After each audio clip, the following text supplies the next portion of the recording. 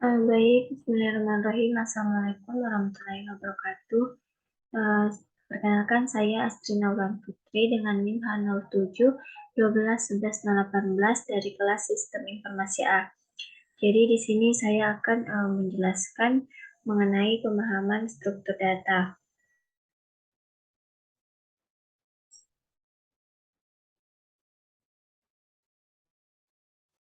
Nah, jadi yang pertama itu ada pengertiannya. Jadi struktur data itu adalah cara menyimpan dan mengatur data secara terstruktur pada sistem komputer atau database, sehingga lebih mudah diakses.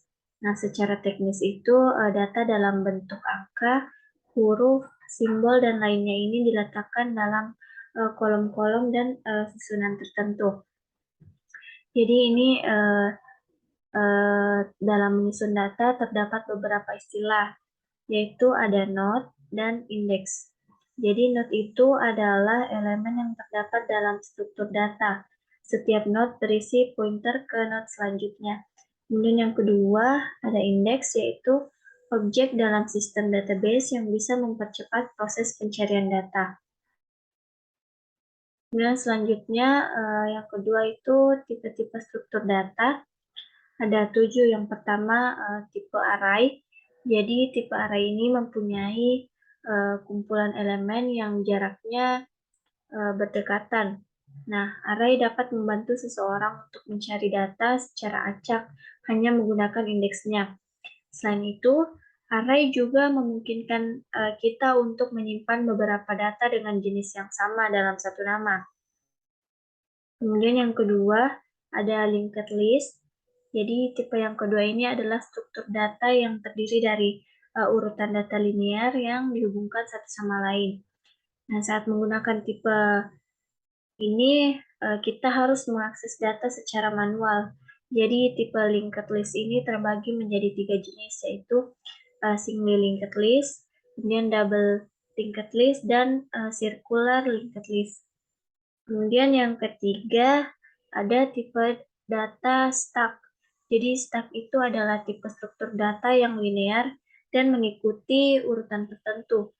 Nah, adapun urutan yang digunakan adalah uh, LIFO, yaitu last in first out, atau FILO, atau first in last out. Jadi kedua istilah tersebut artinya sama, yaitu data yang terakhir masuk akan menjadi data yang keluar pertama kali.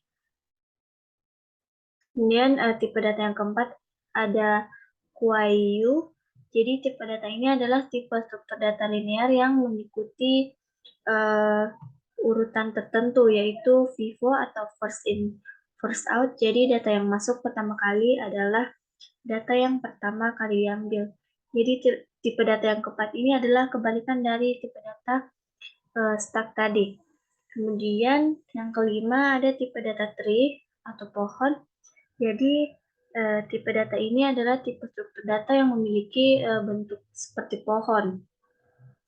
Tipe tree efisien untuk menyimpan data secara hierarkis karena disusun dalam berbagai level. Jadi tipe ini sering dianggap sebagai kumpulan node yang saling dihubungkan. Kemudian yang keenam ada tipe graph.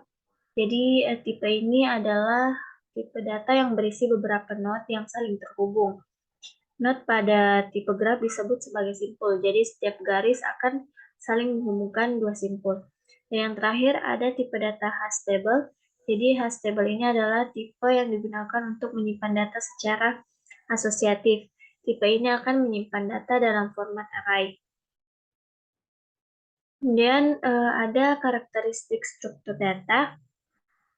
Jadi karakteristik struktur data itu terbagi atas 3 poin. Yang pertama ada correctness, kedua time complexity, dan yang terakhir ada space complexity.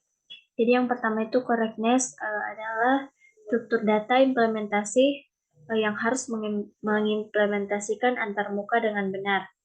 Kemudian karakteristik yang kedua itu time complexity, artinya waktu berjalan atau waktu eksekusi operasional dari struktur data harus sekecil mungkin.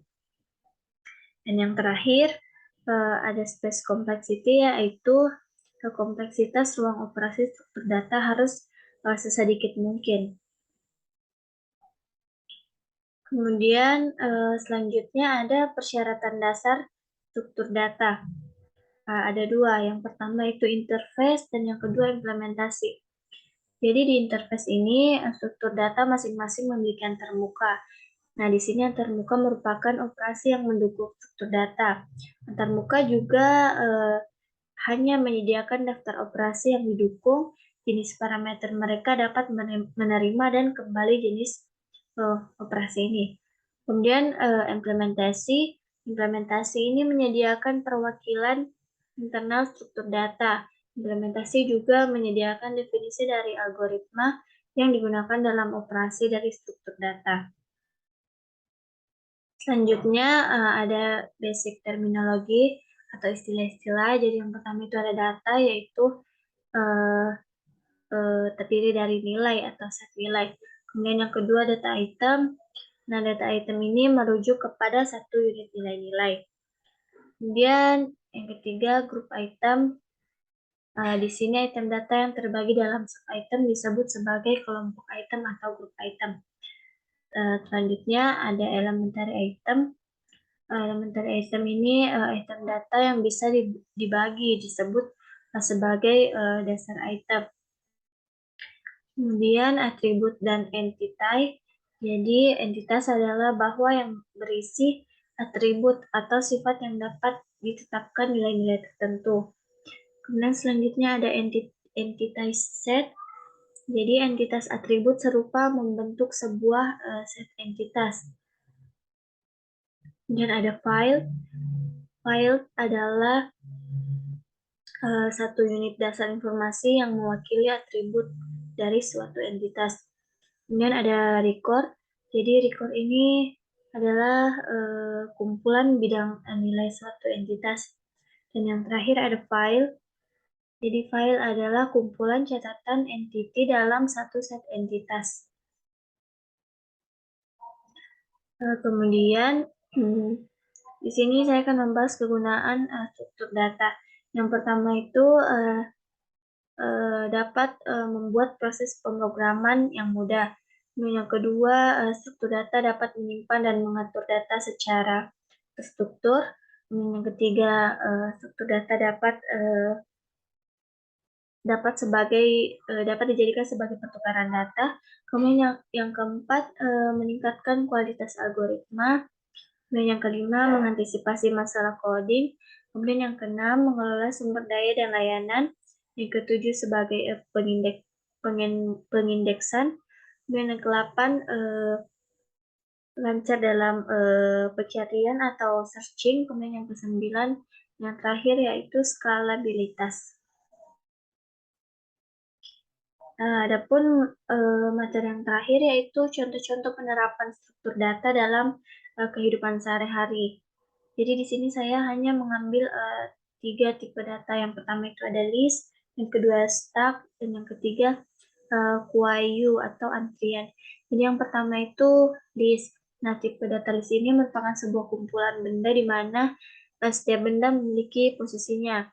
Contohnya itu yang pertama urutan angka pada keyboard komputer, yang kedua urutan lagu pada playlist MP3 player, dan sebagainya. Dan tipe data stack. Jadi di sini stack adalah sebuah kumpulan benda di mana hanya benda yang baru dimasukkan yang dapat diakses atau dilihat terlebih dahulu. Jadi yang pertama, contoh yang pertama itu setumpuk koran, di mana koran yang paling terakhir ditambahkan dan ditaruh di atas tumpukan yang dapat dilihat. Kemudian yang kedua ada tumpukan kotak rokok, koin, buku, dan lain-lain. Dan yang terakhir, tipe data yang terakhir itu tipe data antrian atau queue. Di sini adalah sebuah kumpulan benda di mana hanya benda yang terakhir dimasukkan yang dapat diakses. Ini kebalikan dari tipe data stack tadi. Jadi contoh penerapannya yang pertama itu misalnya antrian printer job pada sebuah jaringan, yang kedua antrian nasabah pada sebuah bank, dan yang terakhir antrian loket bioskop, dan lain-lain. Baiklah, itu saja yang dapat saya jelaskan pada kesempatan kali ini. Kurang dan lebihnya mohon dimaafkan. Billahi taufiq wal hidayah. Wassalamualaikum warahmatullahi wabarakatuh.